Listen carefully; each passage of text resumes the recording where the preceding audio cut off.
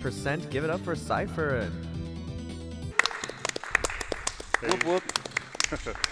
Hello, good morning, good evening, everybody out there. I'm Cypherin again. Very grateful to be here at Calithon showcasing an amazing game.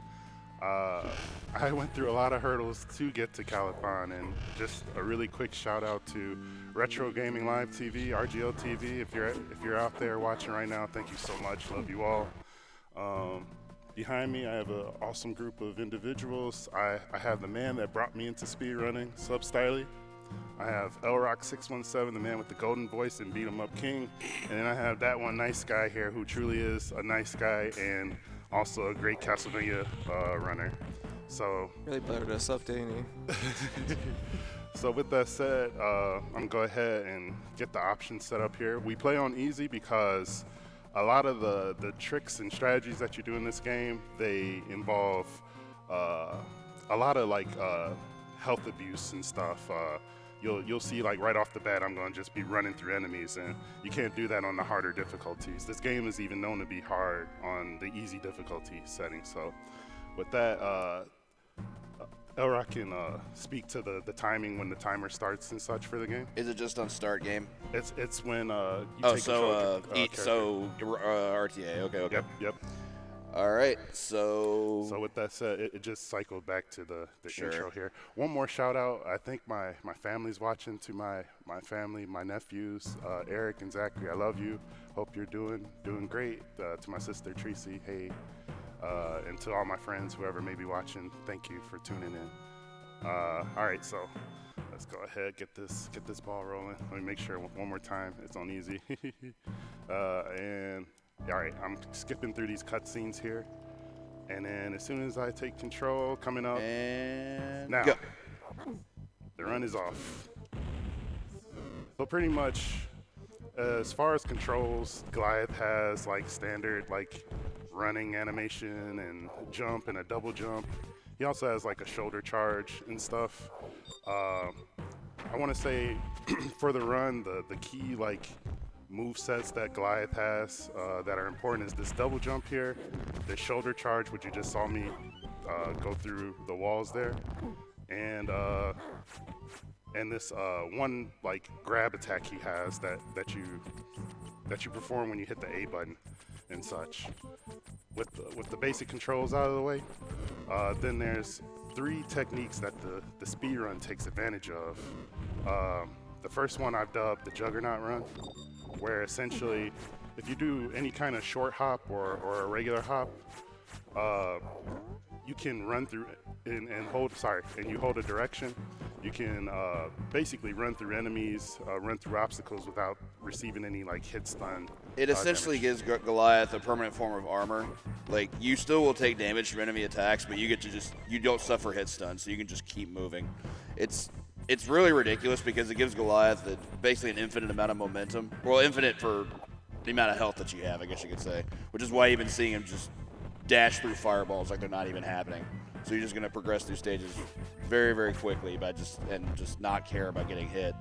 Yep, exactly. And the second technique involves when Goliath jumps and he lands, he has like this animation where he sort of plants his feet into the ground and it causes him to slow down. We take advantage of like the momentum, you could say, from like the Juggernaut run, and just make sure that Goliath is constantly moving. It gives him sort of like an agile feel. Whereas like when people first start playing this game, they're like, God, the controls are clunky and stuff. But the controls, at least to me, are fantastic. So we use that second technique to get through that area really fast. And we're on our first boss here, Thor. We've dubbed him. Pretty simple boss. Just dive on him and he'll teleport and you just do it again. 4 cycles and down. Nice fight. Yeah, thank you. He's convulsing. You might want to do something about that. So we're gonna mash We'll just start. move on. Yeah, mash start to get through this technique, and then you'll see another moment where I take advantage of the Juggernaut run just to run across this hot lava here. Shout out to RG Lava. Yeah, RG lava, yup.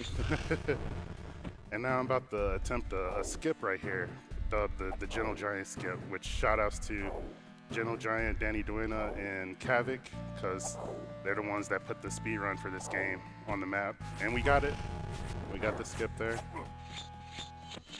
It allows us to skip a switch that would turn off that vent that kept pushing me up into the air.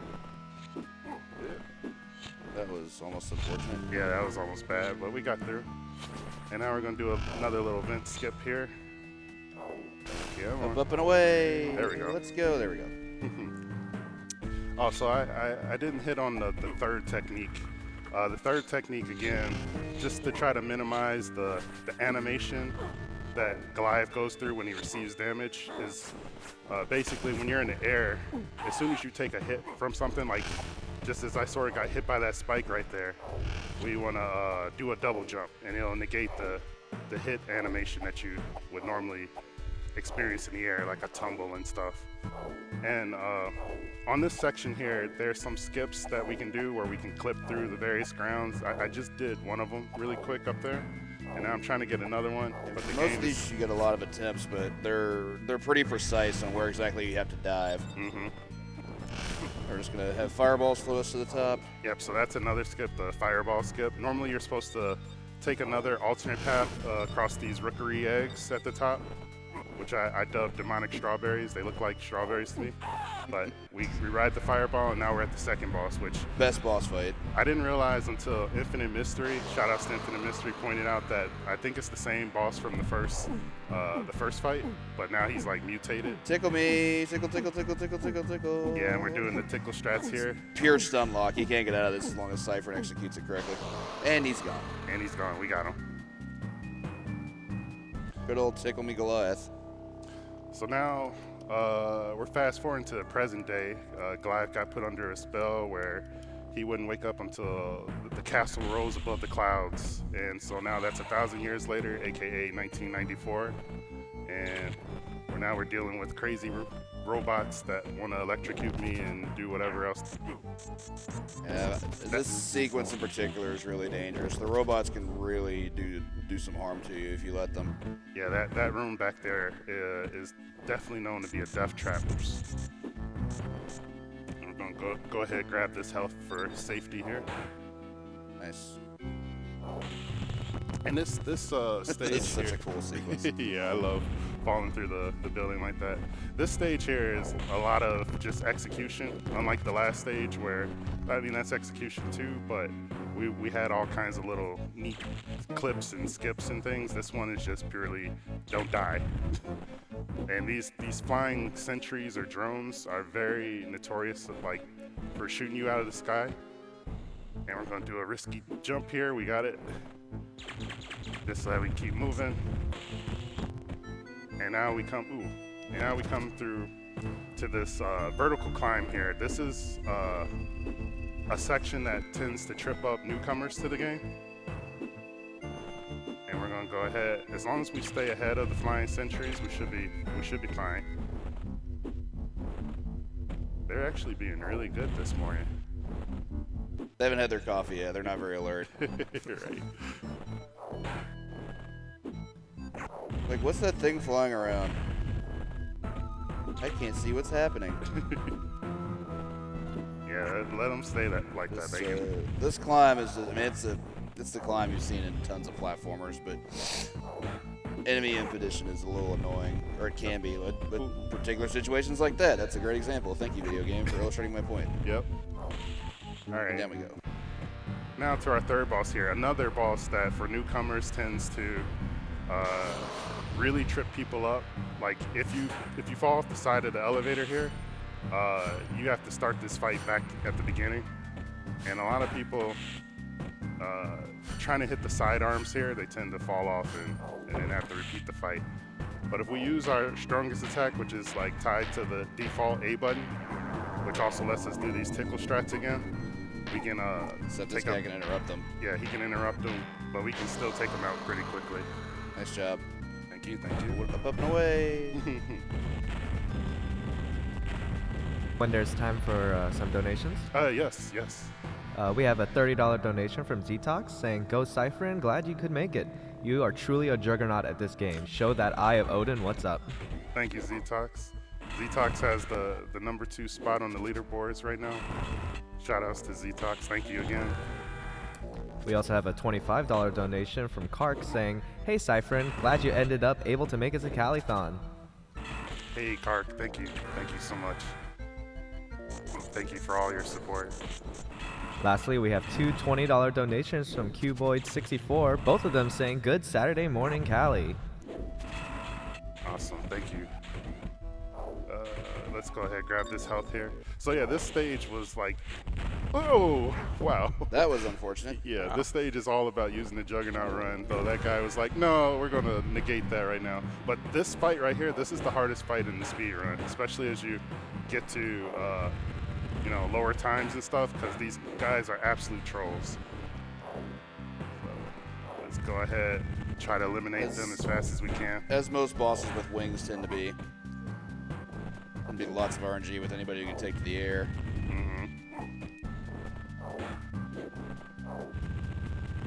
So far, it's going good, though.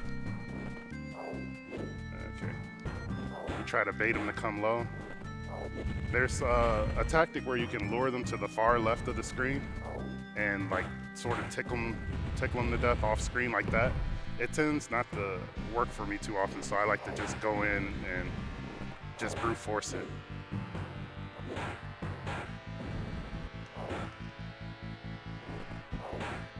Come on. All right. And that's that fight.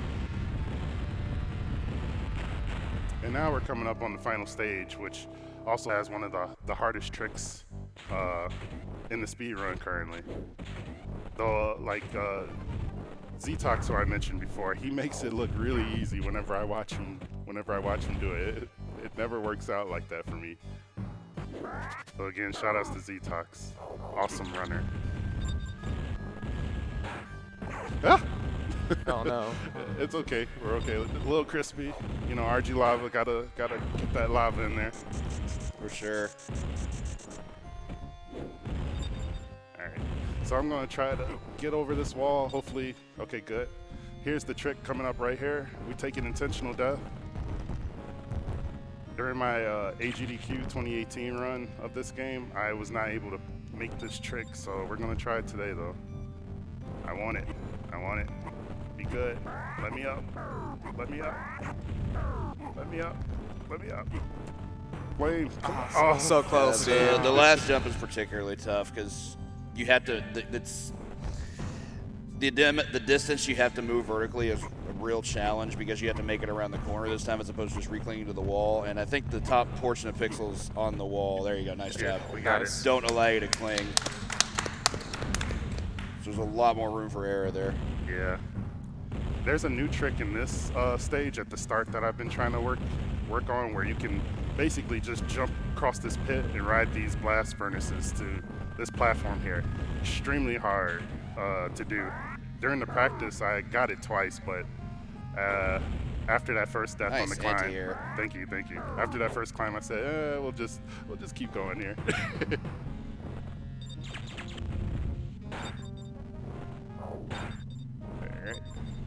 All right, now we got another vertical climb here, which is a repeat of the city climb, but now you have a death pit beneath you. So Who loves orange soda? we do. Kel loves orange soda. Is it true? I do. All right. Oh, snap. All right, so this part is normally difficult for runners or casual players. You're supposed to ride like a vat through this whole section, which takes up some minutes. We just ran through it. It's just like, we ain't got time for that. So I'm gonna take an intentional death here. Get some health back. Get some health, but also so I can climb this wall to skip 1/3 of this last area here. And then clip through these wires. One of the easier tricks in the game, and I believe it also saves probably the most time. Yes. So, oop, come on. Okay, that was rude. Yep, very rude. Let's not. So we're trying to skip. Wow, Man. just a bandaged ship right on top of you. It seems real. Yep. Okay, we got it. And we're off into the final fight here.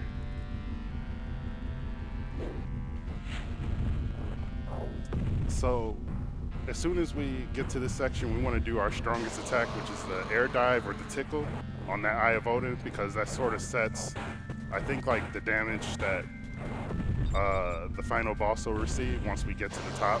You can see in the lower right corner, the boss health is already going down as we fight these dogs. So we just do some quick air dives on them to make short work of them. And then when I get to the very top, I'm going to use a task strat to make the fight go much quicker. And actually, I wanted to say that out loud because during practice I kept forgetting to do it. So we're gonna get it. We're gonna get it right now, though. So we're about to make really short work of her, Demona up here. So long. If we use that one technique I mentioned, where basically mixing the Juggernaut run and we don't stop moving, we're right now dealing damage to the boss even before we fight her. Do be ready on time as well. Yeah. So all it takes is one hit to kill her. And then as soon as I hit her, that's time. Time. Nice. 13 to marathon. That's really good. Thank you. Thank Really you. good. Again, went through went through hell and high water to get here, but I'm so grateful to be here. So grateful to meet new friends, see old friends. Calithon, thank you so much for hosting this awesome event. You all won't see the end of me. I'm coming up in a Metroid race later today with two awesome runners, D-Eddie and Proto Magical Girl.